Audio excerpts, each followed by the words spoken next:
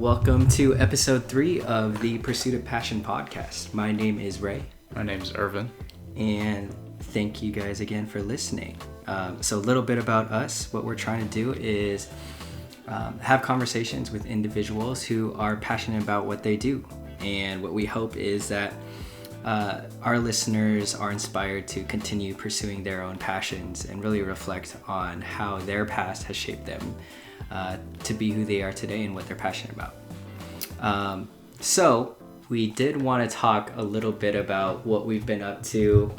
Currently it is week 4 for me working from home, and currently we are being told that we might be able to go back into the office starting May 1st when this whole shelter in place thing is lifted, but that is tentative. So we'll see. We'll see if I get any updates as it gets closer. But yeah, I mean, not many updates as to what I've been up to. I mean, every weekend, Irvin and I have been going to our older brother's place, Aries, because he lives in San Francisco, and just been hanging out there over the weekends, just staying inside. I mean, I think it's kind of nice just because it's a change of scenery and we get to, I don't know, just relax together, I guess. But I mean, other than that, it's been pretty much the same at home. What about you, dude? Yeah, this is like week 6 or 7 for me working from home. It's looking like my office is going to be closed until July 1st, so it's going to be rough. And my job is usually mostly travel, so all my travel plans have been canceled. It's been just transitioning into working from home, but I mean, it's been nice going to Aries' place every weekend. Pretty much we just drink and we play Super Smash Bros. Yeah. So it's a nice little getaway from being around our parents for 5 days a week. Yeah, so we wanted to talk about who we have on this episode, and on this episode we have Angela C, aka PICY. And we actually got her on I met her through Jonathan, who we had on our first episode. He actually suggested that she would be a good guest, and that's what we've been doing actually with all of our guests, is just asking them, you know, who they think would be a good person for us to interview. So yeah, that's how we met her. And a little bit about her: she is passionate about 2 things, psychotherapy as well as DJing. And we found out that she actually got into DJing not too long ago, but she's always been passionate about music. And yeah, we kind of talk about that, and then we also go into what she was studying in college, and the reason for her pursuing psychotherapy has a lot to do with her relationship with her family and the difficulties that she has there. So yeah, it's a really good conversation that kind of goes back and forth between her passion of DJing as well as psychotherapy. I also did want to mention that it was very eye-opening talking about therapy with her, because she does have a lot of experience with that, going to therapy herself. And actually after talking to her, I gave it a lot of thought myself as to if I wanted to go to therapy as well, because if you guys didn't know, my brothers and I have a pretty difficult relationship with our dad, and some things went down recently, and that's what really made me think about going to therapy. And I think, talking to Angela really just kind of reinforced that, maybe it'd be a good idea. So I did start actually recently going to therapy. Luckily my work provides it as a benefit. And so yeah, I decided to take advantage of that, and I've had 2 sessions over Zoom actually because of this whole shelter in place thing. It's not, obviously not safe to see anyone, but even though it's not in person, and that's what I would have preferred, the Zoom sessions still have really helped. So yeah, thank you, Angela, for really being open about talking about therapy. And yeah. We also wanted to talk about a little bit of what we learned from her. And I think personally, first of all, she's multi-talented. Obviously, she picked up DJing really quick. She saw the opportunity and she took it and ran with it, and man, she's doing really well for herself, and I think that's something to be in awe of and something that I was inspired by. And also just how open she was about her past and how it shaped her.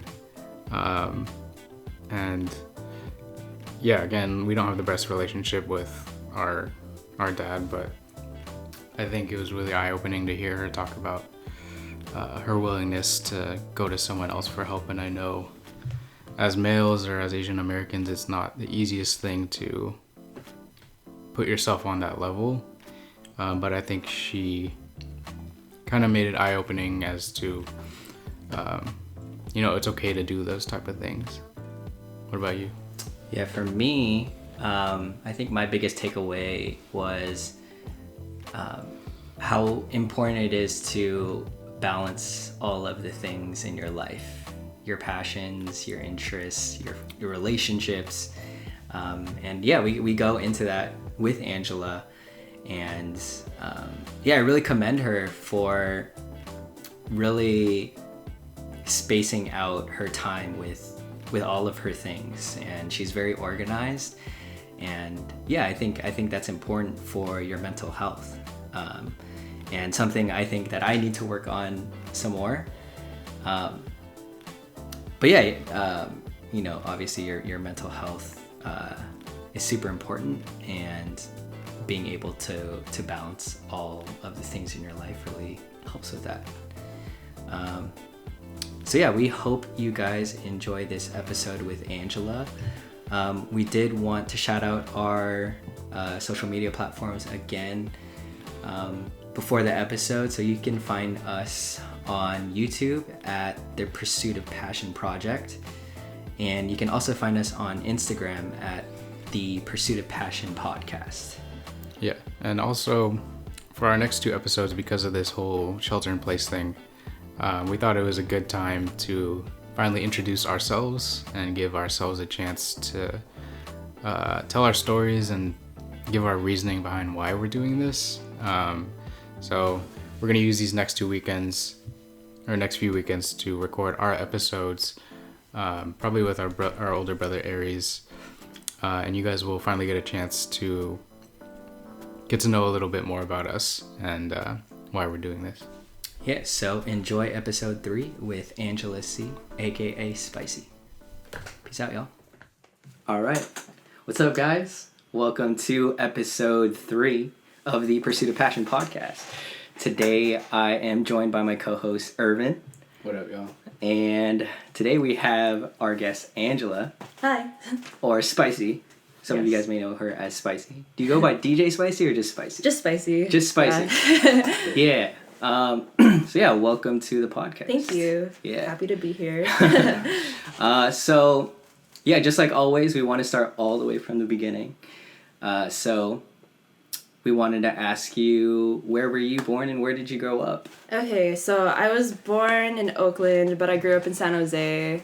And now I live in the city because I moved there for college, and now I'm here. Nice. So growing up,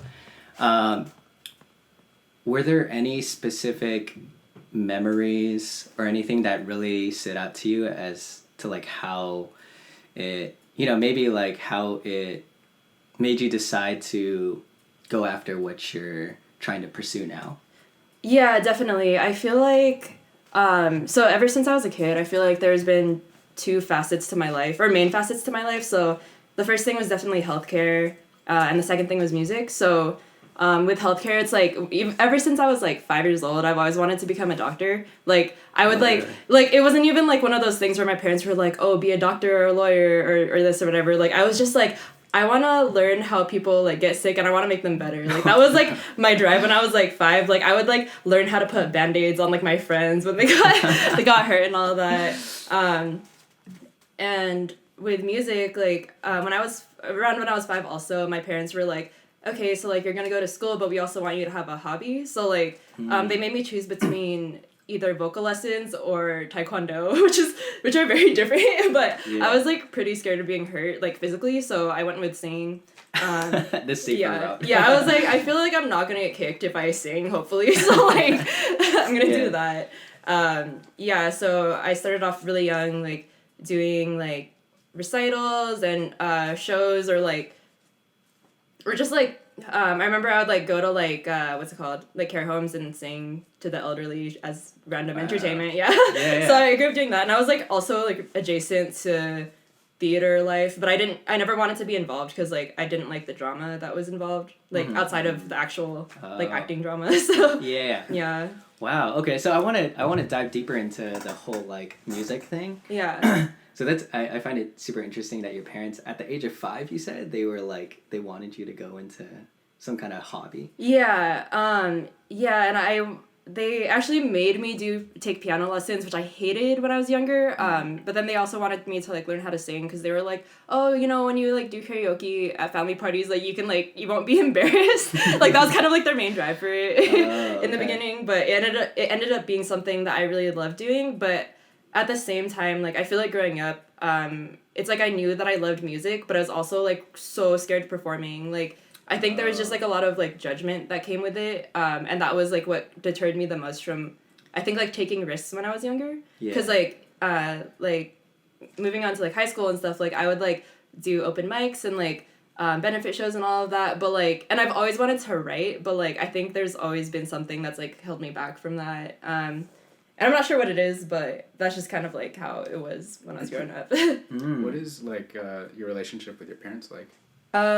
So with my mom, like, we have a very complicated relationship. And I've like talked about this like a lot in like therapy and like with my friends and stuff. So it's nothing I'm like ashamed of, but like I think with my mom, it's like growing up, there's definitely a lot of tension between us because she's very, she can be very controlling and very like, you need to do what looks good and you need to do what will benefit you in the future type of thing. So it's like she was like okay with me doing music stuff just because she was like, oh, like she loved like when like all the aunties and uncles would be like, oh my god, Angela's such a great singer, but like beyond that, like she wanted me to like concentrate more in like school and like to like pursue like something like in healthcare and all of that. Right. Yeah.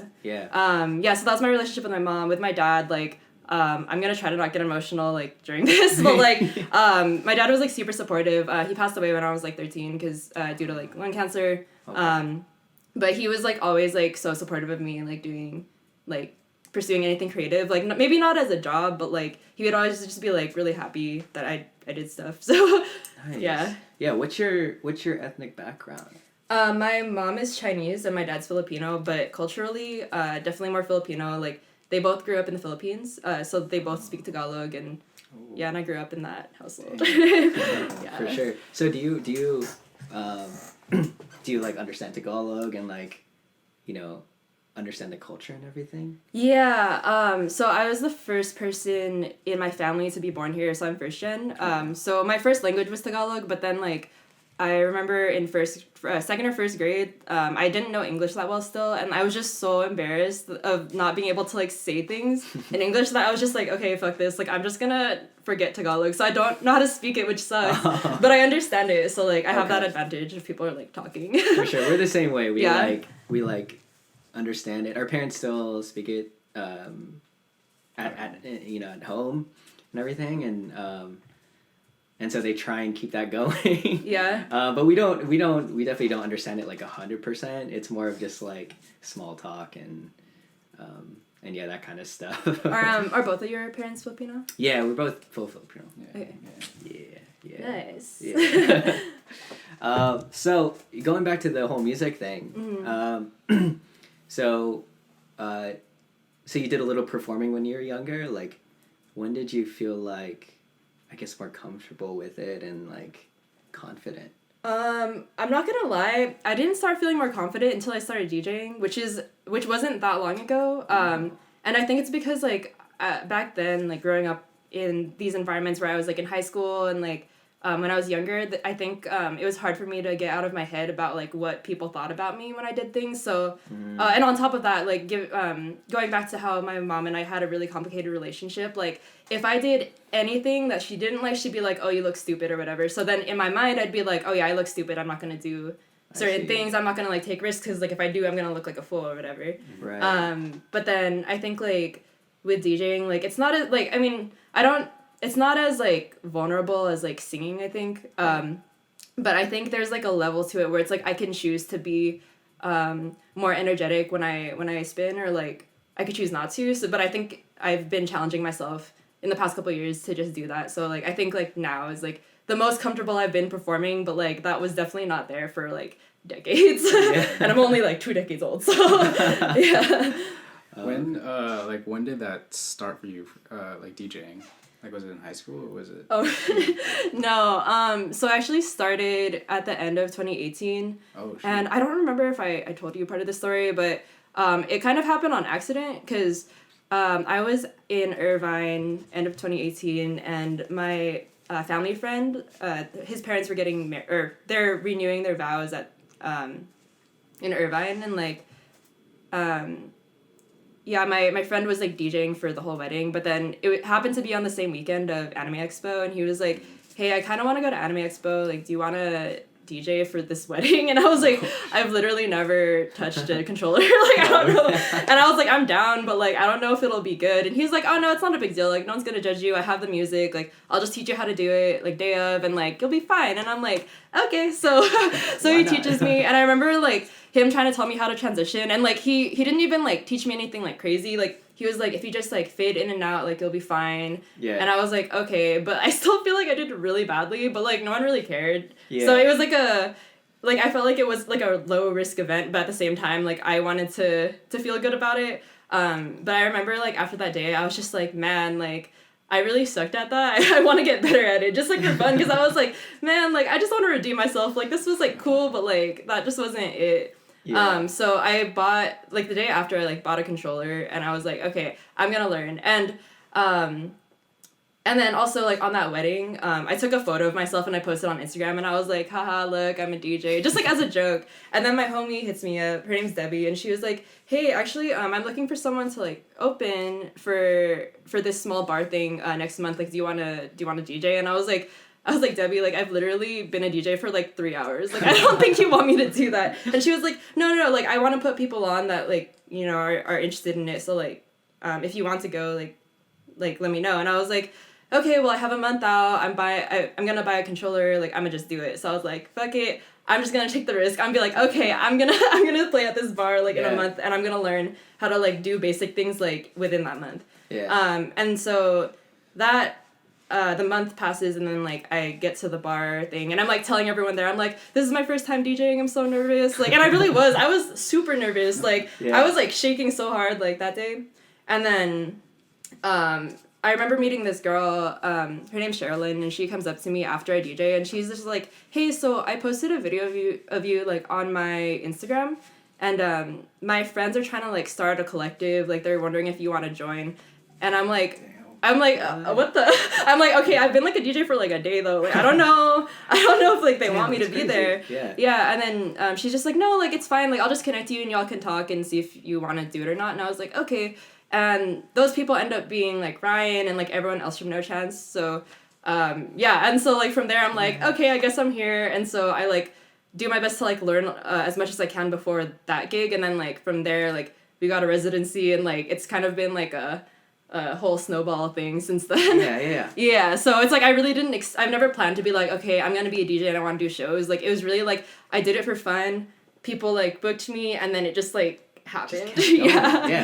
It's super dope that like you kept like pushing yourself to like bought a controller, learned it, and then like DJ'd an event, and then opportunity came. I think that's what like life's all about. It's like taking those chances and yeah, just taking those chances when they come up. Yeah, Maybe thanks. It's Can really we fun. let's backtrack a little bit. Oh, yeah. And so you went to USF, right? Yeah, I went to USF. Okay. Yeah. Why'd you decide to go there, and like what did you major in? Okay, so I decided to go to USF because I had a friend, or I still have a friend. She's still my friend today. Her name's Amy.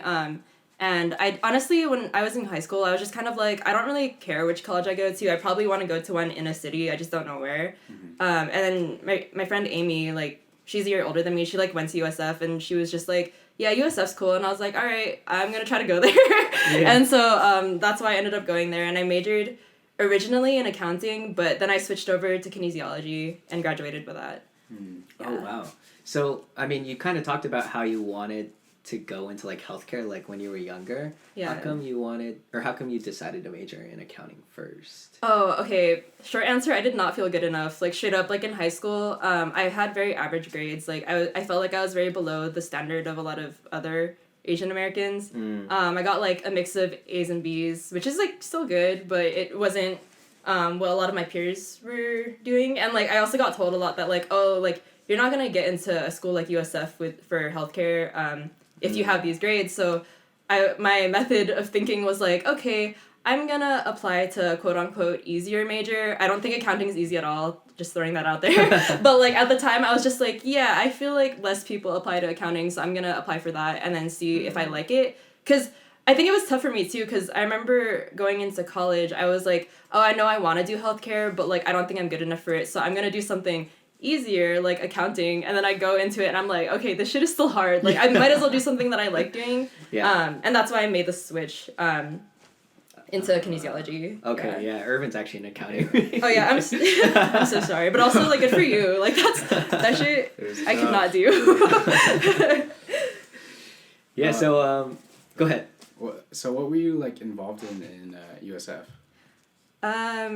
The main thing I was involved in was this co-ed fraternity called Alpha Phi Omega. They're heard of it? Yeah. They're all about community service. I was like on the executive board for a couple of years, mostly taking photos and all of that. So I always like kept like a creative aspect in me. And then I also worked a lot during college. So like I worked at like a gym, also doing marketing for the gym and like a lot of like creative things like videos, all of that. So I felt like it's like my schooling was mostly like healthcare related, and then my jobs were always like creative. So yeah.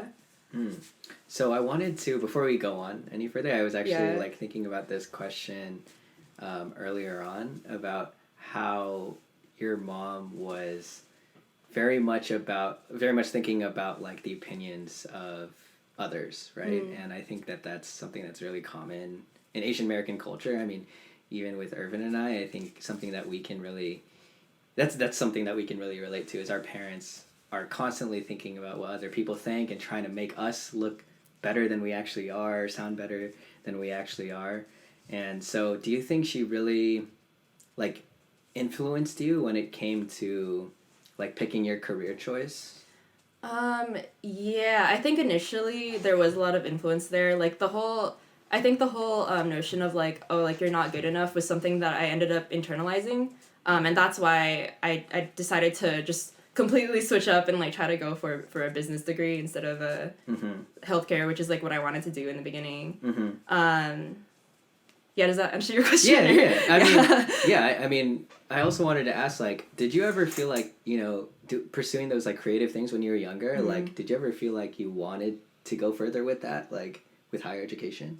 No, not at all, actually. Yeah, I always had the mindset of like, oh, I'm gonna grow up being a good Asian kid, and I'm gonna get a really stable job. I'm gonna make like my parents proud. And like music was always gonna be like a side thing, and it really wasn't until I started DJing where I was just like, oh wait, actually, I think I could do a lot more than I had originally thought. Yeah. Yeah. Yeah. Dope. Okay.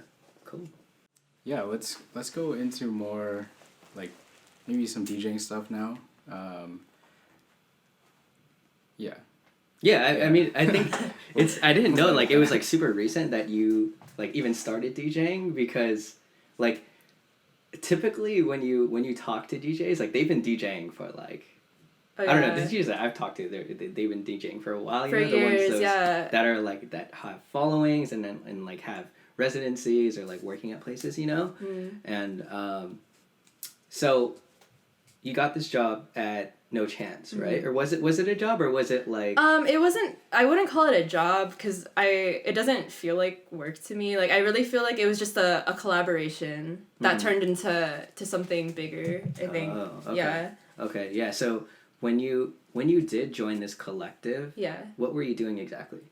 Well, initially, so at our first party, our monthly is called the Payout, we didn't expect it to be... we didn't expect it to keep going. Like, they just wanted to try it out because they found an opening at a bar in Chinatown.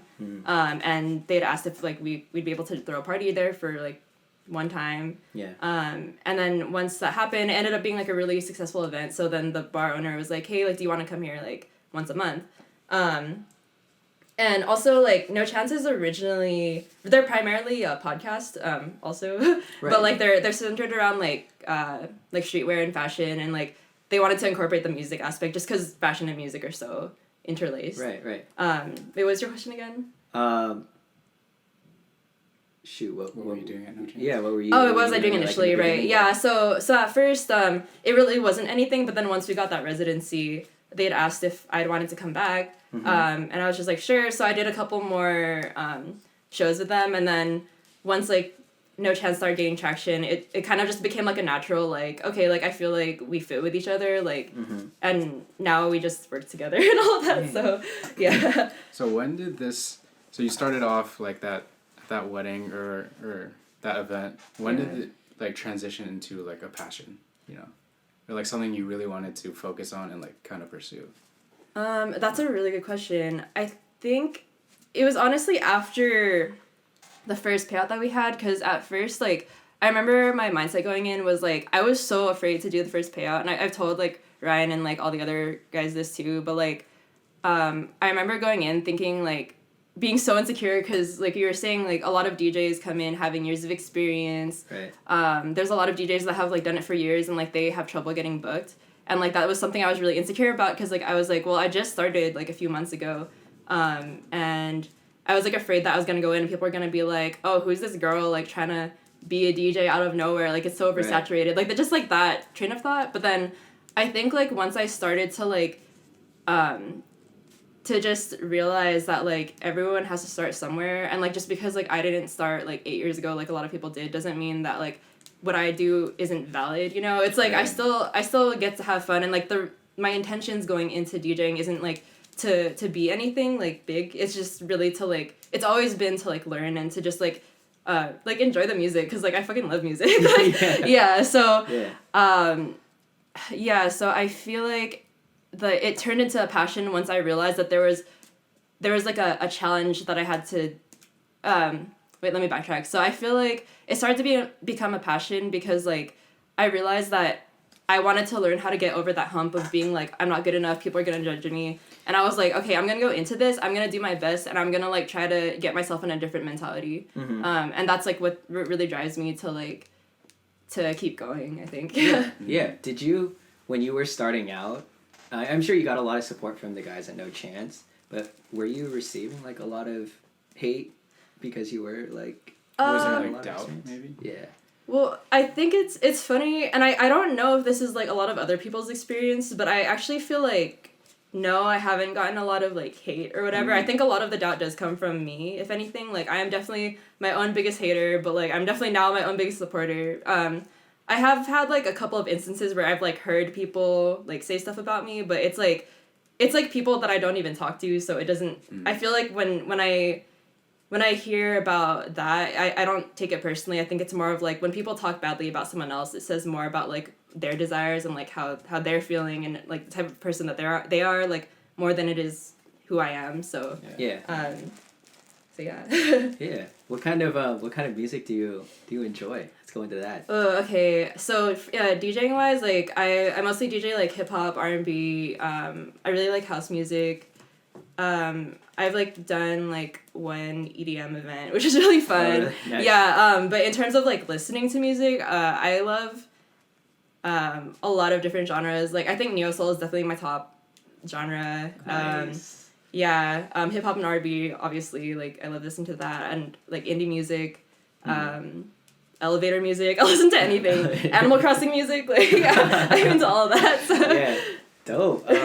So I mean, you kind of talked about how you identify yourself as a vocalist. What kind of music? I mean, do you like to sing that type of music as well, like R&B and neo soul? I think I'm still trying to explore that because when I took vocal lessons at a young age, I was trained classically, so like I sang a lot of like ballads and a lot of like theater music. So I think I'm like relatively skilled in that area. But I think when it comes to like pop singing and like R&B and all of that, like I definitely have a lot of room to grow. So, but it's also like the music I enjoy listening to the most. So in terms of my own writing, like. With the things that I have worked on so far, like I feel like I lean a lot towards like R&B and like soul type of music. Yeah. Do you play any instruments? I played the piano, or I took piano lessons for a few years, but like I hated it, so I'm not great at it because I didn't really practice. Yeah. But other than that, no. Yeah. Do you feel like DJing has like helped with? Because you talked a little bit about how it was tough for you to like perform in front of people when you were younger. I mean, how do you feel about that now that like you DJ in front of like hundreds, thousands of people? Okay, I don't think I've reached the thousands yet. But, like, hundreds of people. Yeah. How do I feel about that now?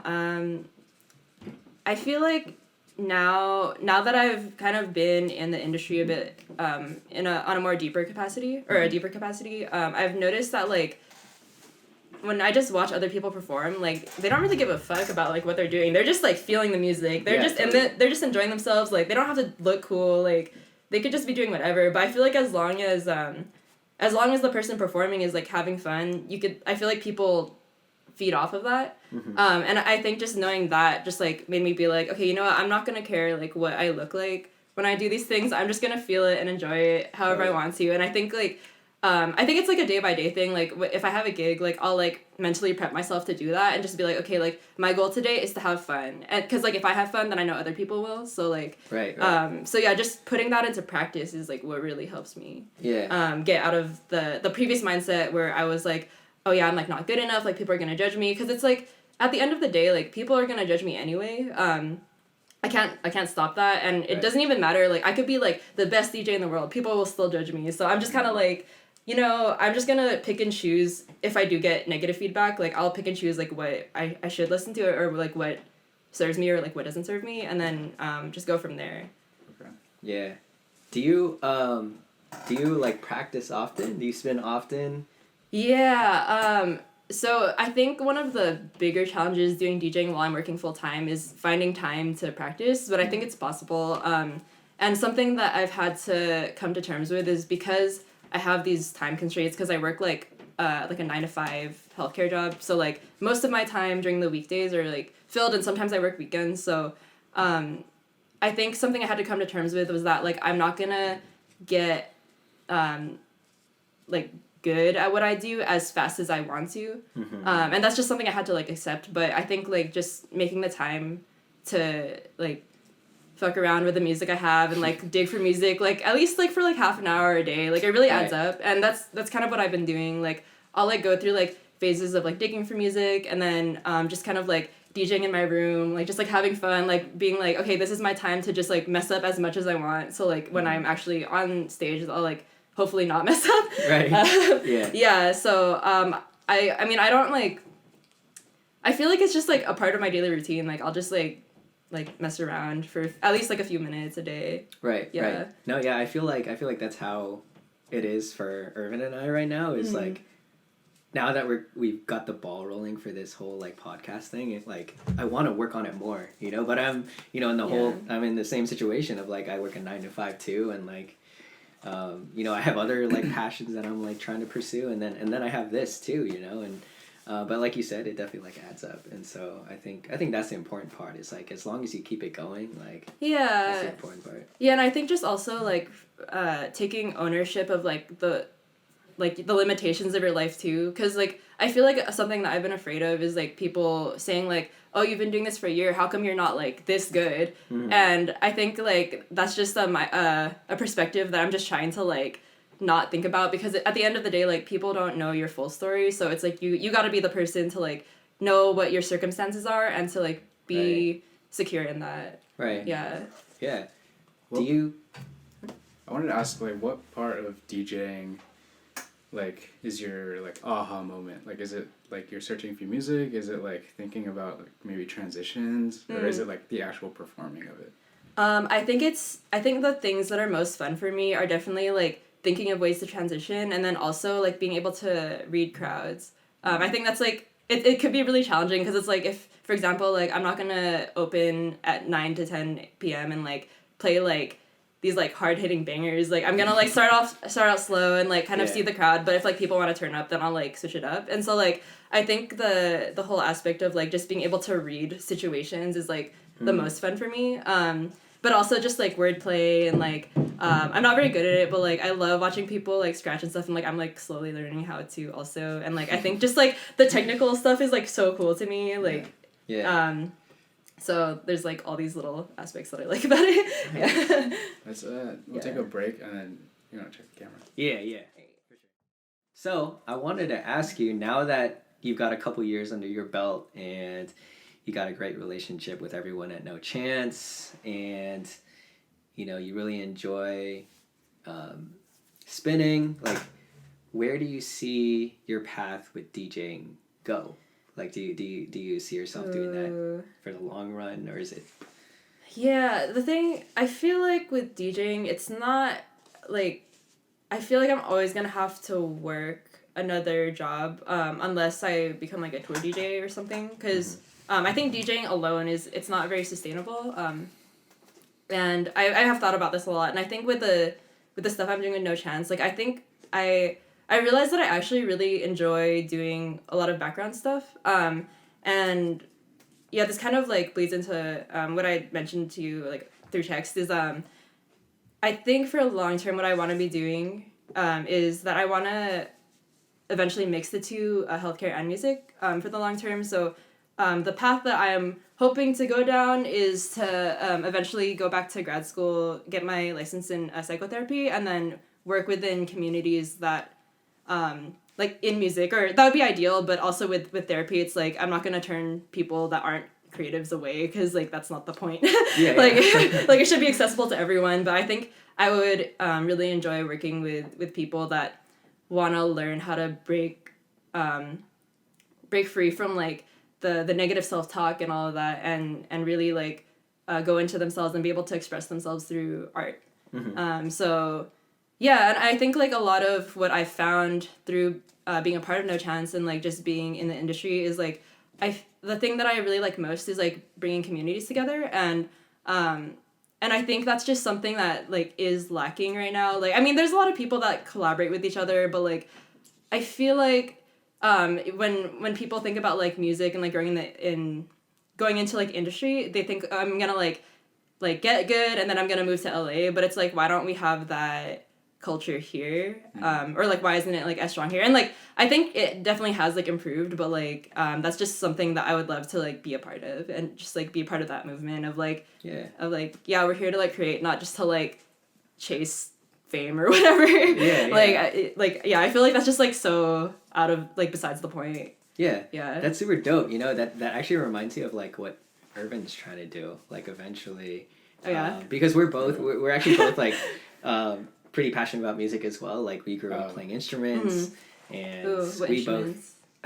I played the clarinet, and then eventually the bass clarinet, and then the contrabass clarinet, and then Irvin. Yeah, I like played the trumpet. I did the whole like marching band thing. But my 5-year goal is to eventually be in the music industry, but in the finance part. So my 5-year goal is to be working at Spotify or like some sort of like record label, like Tidal, or even like Coachella or something like that. Who, like, you want to do all the behind the scenes, behind the scenes stuff? Yeah, but still be involved, you know. Yeah. Yeah, I get that. Yeah. Yeah, dope. Okay, so we want to go more into like your decision to go into like psychotherapy. Yeah, was there any like particular, I guess, instance or memory or something that happened that like made you decide that, like psychotherapy is where I want to... Yeah, so I think it started in college for sure, because I think like when growing up as like a first gen Asian American, like I was told that like therapy was like for crazy people, like I shouldn't have to go, but I actually the first time I've ever been exposed to therapy was when I was 12, because I went through like a really bad depressive episode. Like my parents didn't know what to do, and so my dad was like, okay, like maybe we can just try therapy, even though my mom was like super against it. She was like, no, like I don't want people to think she's crazy. And then I actually like went into therapy, and I remember like as a 12-year-old, like I was just kind of like, I don't know what's going on, but like for some reason I felt better, and I couldn't fully understand it at the time, so I was just like, okay, so did a few sessions, decided I was like fine, and then like I was like good up until college, where I realized like I was saying earlier, like my mom and I have always had like a lot of tension between us, and like I realized, or I basically found out by like I like Googling all of my problems. So like very specifically, I'm like, what does it mean when like this person does this? Like I'll like Google that. And I remember like my mom was like freaking out about something, like making like a huge deal out of like this really small thing when I was in college. And I was just, like, so confused that I was like, I'm going to ask Google what's happening, because I don't know. So I, like, look it up, and I find this forum of people that... it's basically, like, a support group for people that have, like, really difficult parents. And I started reading through it, and I'm like, oh, my God, I could have literally written, like, all of this. And, like, a lot of it was saying, like, oh, like, you're going through a lot of, like... Or, like, a lot of the things that are happening to you are, like, emotionally abusive and, like, all of that. And so... I was just like, oh my God, like, and the thing is, like, growing up, I always thought that the negative self-talk and stuff, like, I thought that was normal. Like, I was just like, oh, that's just, like, how it is. Like, that's just, like, what it's supposed to be like. But then, like, after reading that, it kind of just, like, flipped a switch, and I was like, oh my God, like, what I go through isn't healthy. And so after that, like, I started seeking out, like, counseling, like, through USF, and then I ended up, like, that's where I, like, started going to therapy again. And then, like, I realized, like, through that I was just, like, basically my whole life, it's, like, I thought one thing, but then, like, therapy opened this whole other door that told me that, like, I could be thinking differently. Like, I don't have to keep beating myself up. I could change that in a very, like, methodical and real way. And so just learning more about that, and then, like, also in school, like, just taking, like, general ed classes, like Psych 101, all of that, like, really, like, made me be like, oh my God, like, there's just so much to learn here. Like, there's so much I don't know, and, like, so much I was closed out from because I was just told that, like, this topic was just, like, for crazy people. But then, like, actually diving into it, I was just like, whoa, this is super interesting. And a big part of the reason why I want to be a psychotherapist is because I've, like, really seen it from, like, my own experience, and it's, like, helped me so much, like, throughout my life. And, like, also just, like, being in the academic realm where it's, like, I'm learning all these things, and I actually really enjoy learning, like I love reading, like, articles, like, not just, like, not, like, just, like, pop articles, but just, like, scientific articles. Like, I love reading about that. Like, I was in a neuropsych research lab for, like, 3 years. Like, all that was, like, so interesting to me, so it just made sense for me to be, like, why don't I just, like, pursue this thing that I have fun learning about? Like, it's, like, I feel like it's, like, difficult topics, but it's, like, I legitimately, like, enjoy diving deep into it. And it's, like, even though it, like, takes a lot of time, I'm just kind of like, well, I don't mind doing it, because, like, there's just, like, so much that I have to learn. Like, so yeah, I just kind of, like, clicked one day, and I was just like, I don't know why I don't just pursue this, because, like, I feel like there's a lot of, like, people that tell us, like, oh, you should just go for, like, what you love or whatever, but it's, like, sometimes it's hard to just, like, figure out what you love by just, like, being where you're at. Like, so you just have to, like, explore and, like, be open to like, everything that's happening to you, and, like, taking note about, like, where you're pulled. Yeah, I think the whole stigma of... I think it's a very common stigma of, like, within Asian Americans, of the fact that, you know, going to therapy makes you crazy. you know, and I think Irvin and I can relate to that of like, we don't have the best relationship with our own parents, you know, and I wish we knew about that blog of like having difficult parents, you know, and dealing with that because, yeah, growing up, our relationship, it was always tough. And I think that's why like we never talked about even going to therapy is because I think we both kind of knew like even if we mentioned it, like there would be no talk about like even possibly doing it, you know? And so, I wanted to ask, like, when you went to therapy, like in college, you said, right? Yeah. Was that your own decision? And then did you like tell your mom about it at all? Oh, yeah, it was definitely my own decision, and no, I did not tell her, because okay. I knew she was gonna say something, but like, if I was ever to be confronted about it by her, I'd be like, you know what, like, I'm in this space and I'm also learning to like, to manage my relationship with her, so technically, like, going to therapy makes our relationship better, and I want to say, like, now, like, our relationship's actually, like, very decent for what it is. Like, I think she's always gonna be difficult, and, like, she's always gonna have her flaws, but I've gotten to a point in life where, like, I understand why she is the way that she is, even though, like, I didn't deserve a lot of the things that she does. Like, I think there are a lot of difficulties that come with being, like, an immigrant and, like, being a single mom and all of that, and just, like, not knowing how to, like, take care of a kid, like, not being able to, like anticipate anything that she went through, so, like, and I think, like, I kind of justified not telling her about it, because I was like, well, if I tell her, she's gonna stop me. But if she stops me, then our relationship's not getting better. So, like, I'm really doing her a favor by not telling her and just going for it. Right. So she has no idea I've been going. Like, she actually doesn't have any idea that I want to pursue this. I'll tell her one day when I'm ready. But, like, hopefully she doesn't listen to this. Yeah, I know. But you know, I actually went to therapy not too long ago as well for the first time. And that was because, like, luckily for me, my work provided it. That's good. And yeah, luckily, like, you know, some workplaces do have that as a benefit, right? And I was like, it was like one of those things where I was going through so much in my life, and I was like, yeah, this is a free opportunity. Like, why don't I take advantage of it? Why don't more people take advantage of it? You know? And then I finally went through it, and kind of similarly, I came out of it, and I was like, dang, why didn't I do this earlier, you know? And I came out of it with like a whole new perspective and everything. But for you, like, how did you go about like finding a therapist, and how was that whole experience for you?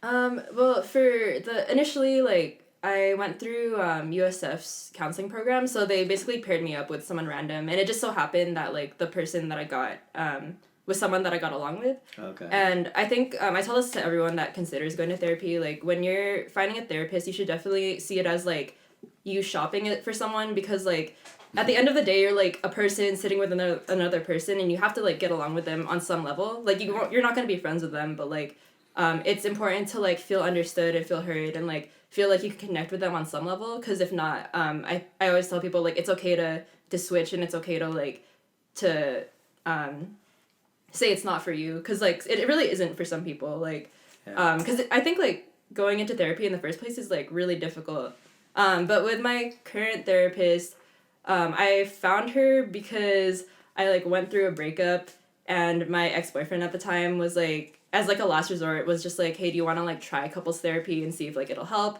And I was already kind of checked out, but I was like, okay, like, why not? So we go see this therapist, and I really felt, like, a strong connection with her, like, on the first session. Or we only had 2 sessions as a couple and, like, with her.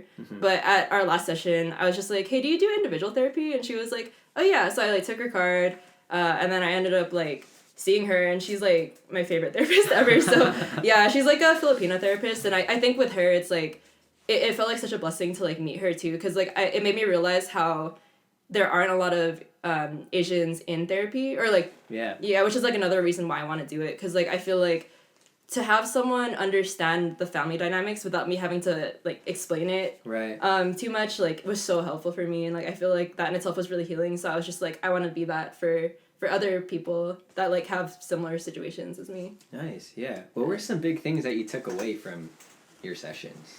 I think the biggest things is, like, with my first therapist in college, like, it was basically about, like, me just trying to figure out, like, what is actually happening in my life, like, and, like, getting rid of this, like, daily anxiety I used to have. I don't really experience it as much anymore, like, thank God, but, like, that was a big thing there. And then with my current therapist, like, a lot of the big things that we worked through are just kind of, like, how do I form healthy relationships with people, like, whether it be, like, romantic or just, like, friendships, because, like, I think because, like, I didn't really have, like, a model for healthy relationships growing up, because, like, my dad passed away super young, and, like, my mom was, like, the way that she was, like, I kind of, like, didn't know how to, like, what it was like to be with someone else on any level, like, and just, like, operate, like, or operate in a way that was, like, healthy. Right. So I think it was definitely that, and, like, also learning how to, like, be by myself and all of that, and, like, be confident in what I do.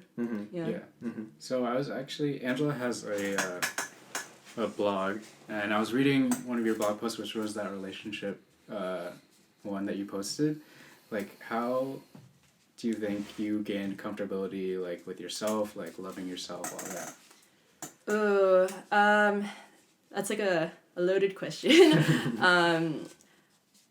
I think that the biggest key in terms of, like, learning to love myself is just, like, first learning where my past, like, negative self-talk came from. So, like, when we, like, as kids, we grow up in the environments that we grow up in, and we're taught to speak to ourselves in a certain way. So, like, for example, like, my mom would be super hard on me, therefore I was hard on myself. But, like, as an adult, that'll show up as, like, me just internally being like, oh, I'm not good enough, like, I'm, like, like, all of that.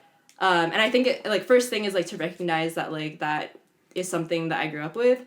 And then the next step, I think, for me was, like, to learn how to do the complete opposite of that. So, like, I've practiced just, like, being, like, you know, it's okay if you're feeling a certain emotion, or, like, it's okay if you, like, you mess up. And it's, like, all about, like, reframing, like, what I used to think into, like, what I think now. And I think just, like, over time, after practicing it and, like, seeing, like, the results, it's, like, now I'm just in a mindset where I'm just, like, well, I wouldn't go back to, like, being mean to myself, because, like, that was just not fun. Like, and I think just, like, slowly building that and practicing that. And then also, like, being around the right people, like, people that, like, accept you and, like, don't treat you the same that your parents did, like, in an adult setting, is so important. Like, whoever you surround yourself with is, like, it really, like, affects your energy. And so I think, I've definitely, like, had to, like, sift through, like, different people throughout my life, but I feel like I'm at a point where it's, like, I'm with a lot of people that, like, I really resonate, and, like, I know they accept me for me, and it's a very, like, mutual relationship, and, like, I think that's played a huge part in, like, just me loving myself. Yeah. All that, yeah. Do you still go to therapy today?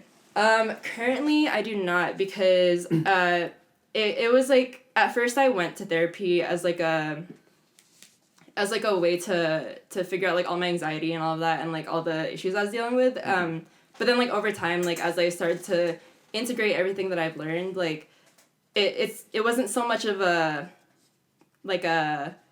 means to me trying to fix something. It was just me, like, maintaining, like, what I have right now. Right. And because it's so expensive, like, I had to, like, really think about it, and I was just like, I really like my therapist, but I was just like, yeah, like, I really can't afford this right now. And it's, like, not a priority, because it's, like, my daily life isn't being disrupted by, like, anything, like terrible. So, like, I made the decision to, like, take a break from it, but, like, I know it's always going to be a part of my life. So, yeah. So right now, no, but yeah. Yeah. I mean, did you want to go into, like, the different kinds of therapies that is out there? You know, because I know there are, like, you know, different apps you can use, and then there's there's therapists you can talk to on the phone. I'm sure you have more, like, knowledge on that. Yeah, so I've tried out other things too. Like, I've tried, I think, Talkspace. I think that's what it's called. And there's another one that I tried too. Oh, BetterHelp. Okay, yeah, I tried Talkspace and BetterHelp. Talkspace is, like, a text-based one, and you can just, like, text your therapist. And I did it for, like, a week, and I honestly was just like, it's not for me. I think it's more helpful for people that, like, are younger, and maybe, like, they're in situations where it would be unsafe for them to go to therapy. Like, I think that's where it would be most helpful.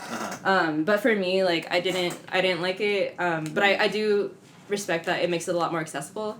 With BetterHelp, they have, like, the option to text or voice or video call. So I tried the video call one for a bit, and honestly, like, that's just as effective for me as like an in-person thing. So I totally like recommend that for anyone that wants to like try it out. Yeah, and I thought it was helpful, and I'd go back to it, but it's just like I had such a strong, or I felt like I had a really like solid connection with the therapist that the Filipino therapist. Yeah. So it's like in my mind I'm just like, if I could afford it, I will definitely go back there. But like if I really need the therapy, then I'll go to like BetterHelp or like find other options until I could like afford it. So yeah. Where's your path going into psychotherapy at right now? Right now, I've done all the prereqs for grad school. I think it's just a matter of like when will I actually apply and like go. And then also like if I go, like am I gonna keep working full time? Am I gonna work part time? Like, and right now I think the decision is that like I'm eventually so now that I have my prereqs, I have to do it within a certain amount of years. So I'm gonna work a little bit more and just kind of like build my resume that way, just to, like get some more years under my belt, and then apply and then go through the whole process, which will probably take me like honestly like 4 years. It's gonna take a while, but like it's like I'm so like set on it that I don't mind that it's gonna take that long. So I think like right now it's just kind of like I have to choose when I want to do it, but it's tough because it's like I want to right now I want to concentrate on music and like just working so I could like survive. And so I think like definitely in the next 2 years like I'm gonna go back to school and like do all of that, but then that would mean I'd have to take a break with music and all of that because like I can't do everything. I mean, we were kind of talking about earlier about how you are working a 9 to 5 and then you're working at No Chance. But yeah, where did you want to talk more about like where you're working at for your 9 to 5, about what you're doing there? I mean, like, right now, I'm working in the clinical labs at UCSF. I'm mostly, like, the person for outside hospitals to contact if they want to send us testing, and then I'll be the person to process specimen that we get from the hospitals. And it's like a pretty, I don't want to say chill job, because it could get really stressful sometimes, because, like, gotta deal with patients and doctors and all of that. But I think it's really good for, like, what I'm doing right now, like, because I feel like it supports my future goals to be in grad school. At the same time, it supports me financially, which I'm really grateful for. And because it's 9 to 5, like, it allows me to, like, do gigs, like, later at night, like, on the weekends and all of that. Right. Yeah. Yeah, how is it balancing the two? You know, because... Oh, it's tough. There's, like, I remember when I was first getting into, like, nightlife and all of that, it was really hard. Like, I was so much more, like, okay with working like 9 to 5 and then like having something from like 8 p.m. to 2 a.m. And like that stuff like kills me. So like I could not do that like for the long term. Like I feel like I really had to be like, okay, if I want to be able to work 9 to 5 and I want to be able to like do music on the side, and I want to like be like, I don't want to like be sad about it because I'm so tired. Like I have to prioritize like sleeping, I have to prioritize like exercising, what I eat and all of that. So like I feel like a lot of my life is just centered around like keeping myself like good so I can do all these things. But then it's like also a matter of like picking and choosing of like I'm not gonna say yes to everything that I get for gigs. And like for work it's like I'll make sure that I use my vacation time and like and like be able to take breaks and all of that. Yeah, so all these like night gigs that you're talking about, are these like freelancing type of jobs, or are these like stuff that like No Chance is like giving you opportunities for? It's a mix of things. So we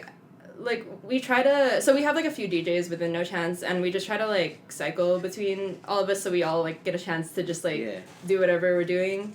And all the other gigs are just like kind of like on my own accord. Like it's just people reaching out and being like, hey, like, are you down to spin this like on this night? And yeah. Where do you find the time to do like all these other things that you're like passionate about? Because you kind of talked about it like with us of like how you're into like graphic design and how do you find the time for that stuff?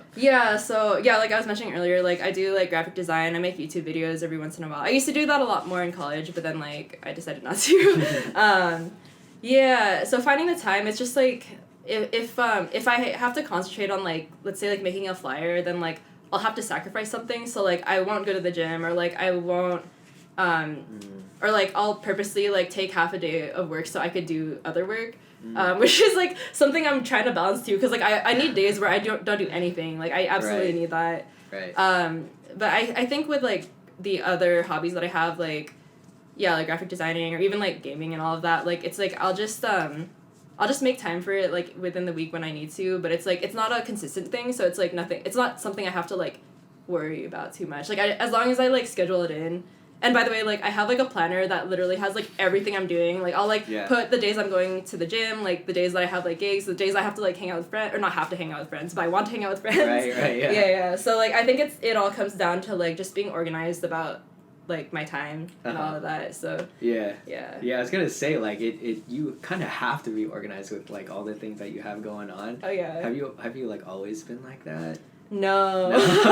No, okay, so in college, I think that was, like, the time that I did the least things. Like, I was just, like, I'm not gonna talk about this, like, too much, but I was just, like, in a relationship where I felt like I wasn't able to, like, do a lot. So I actually didn't pursue anything for, like, maybe, like, 3 years. Or I had a really hard time doing so, but then, like, I think it was just, like, when...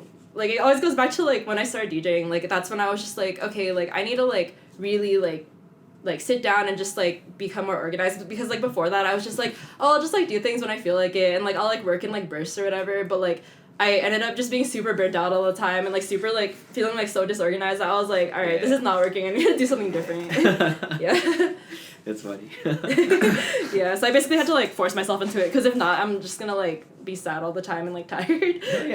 Sometimes you gotta do that. Yeah. Sometimes you just gotta like force yourself to do those things. And, you know, you thank yourself later, you know? Yeah, and like now I love like being like neurotic about when I like schedule all my stuff. So. Yeah. Before we take a break, I wanted to ask you, like, do you have any like DJ inspirations? Oh, for sure. Definitely like I want to say, definitely like people like So Super Sam, Miles Medina, who's like super cool dude, Jay Espinosa. There's like a lot of, I feel like, and also just people in general in my community, like I look up to everyone just because like, or at least like I specifically look up to people that like I can obviously see that they do it for like the art, and also like, I mean like Jay Espinosa and like Miles Medina, they're just like fucking crazy like when they DJ, if you've like seen them. So I really admire them on like a technical level, but like I really fuck with like artists that that not only like are really good skill-wise, but are also just like great people. Dope. Let's just jump right back into, we wanted to ask you, how'd you come up with Spicy? Okay, actually I should pull up my phone for this, even though people can't like see it, but basically there's this meme that of this dog named Spicy, and I have it on my phone. Yeah, so this used to be my Twitter handle, just because like I was really afraid of like my family finding me on social media, because like I could be really extra on it, and like I just don't want to deal with it. So like instead of like putting my name, it was just like Spicy. And then like when I started DJing, like Debbie, my friend who booked me for that first event, was like, hey, do you want me to just put like your name on it, or like do you want like a DJ name? And I was like, you just put Spicy. But I didn't think that it would be something that like I would use like for the longer term, but now I'm just kind of like, well, I'm already here, so like I'll just stick with it and like add the $sign and be like, cool. Oh yeah, that's dope. We also wanted to ask you, like, you know, there aren't a lot of female DJs that are out there that are, you know, pretty successful, and so we wanted to ask you, like, how is it being, you know, a female DJ out there? It definitely comes with its own set of challenges. Like for example, I had my first show in LA like last weekend, and there was this guy that came up to me and was straight up just like, so like, do you get booked a lot because you're a girl? And I was like, what? And then he was just like, yeah, I don't know. And like we kind of had a conversation about it, and like I feel like especially in the beginning, like it was kind of tough for me to know why I was getting booked in the first place, because like I've never, like, not in a weird way, but just, like, as facts, like, I've never, like, reached out to anyone, and I've never been, like, hey, can I be on your lineup? Like, it's always been, like, people, like, booking me, at least, like, so far. Like, I don't expect that for, like, the long term, but, like, that's just, like, how it's been. And, like, it's always made me wonder, like, why am I getting booked? Like, because, like, I know I'm new, I know I have a lot of room to grow, and so I'm just, like, is it, like, am I good at reading people, or, like, is it because they need to fill their quota of, like, having, like, a female DJ? So I think it's, like, there's a lot of, like, stuff around that, like, I have to kind of think about like when I'm getting to these situations. And it's also like, I think the other part is that like, just in general, like in any industry where it's like male dominated, there's a lot of like sexism. So like, and I think it's just like having to deal with like people, like it's like a lot of me like navigating like, oh, is this person talking to me because like they genuinely like fuck with me and my music, or is it because I'm like a girl and they're interested? And like I think that's definitely like a challenge that I've had to like face throughout my time DJing and all of that. So I mean, it wasn't exactly that you had a lot of difficulty getting bookings. It was kind of the opposite. That's what it sounds like. Yeah, I mean, it's just more of like a understanding why I'm here, and like also like because that was happening, like I was really afraid of people being like, oh, she's only getting booked because she's a girl, like she's not good at all, like blah blah blah. But like I think it was really helpful for me to have like my whole team at No Chance just like really validate me, because like I know they're not gonna like lie to me if like I'm not improving. They'll like be straight up and they'll be like, yo, like you gotta work on your shit, like like I know, like I think just like having a good support system around me, knowing that like they're not just gonna like let me do whatever I want. Like if I'm like terrible, they're not gonna like let me like keep doing what I'm doing. Yeah, just like being accountable for each other. Like I think that's been the most helpful for me, and like being more confident in like the reasons why I'm getting booked and all of that. Yeah, for sure. Cool.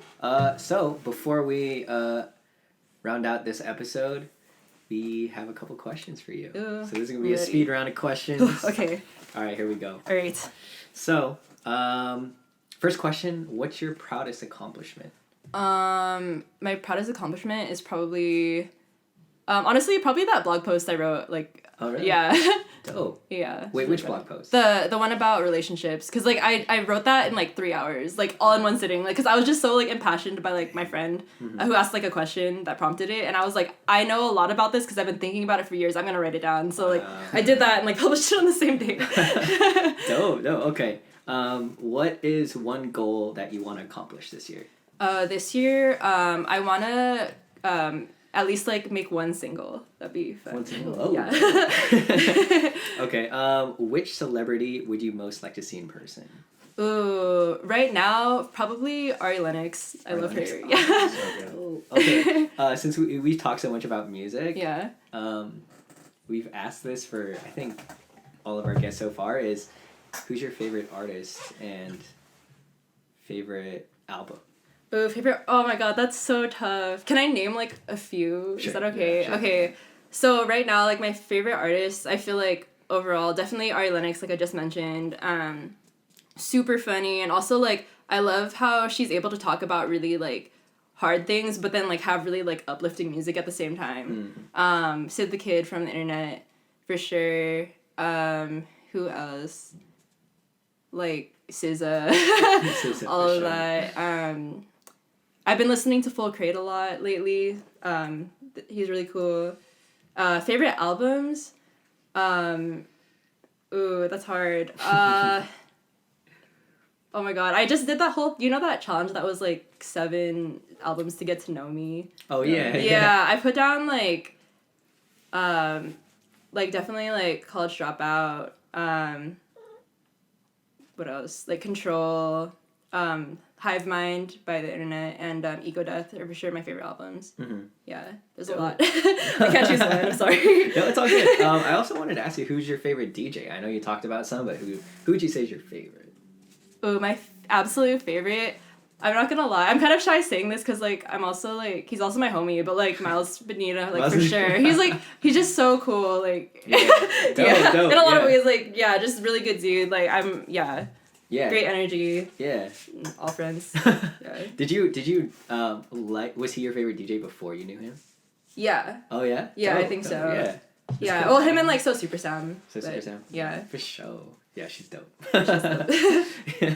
Yeah, I think that does it for the 3rd episode. Yeah, we have one more question. Okay.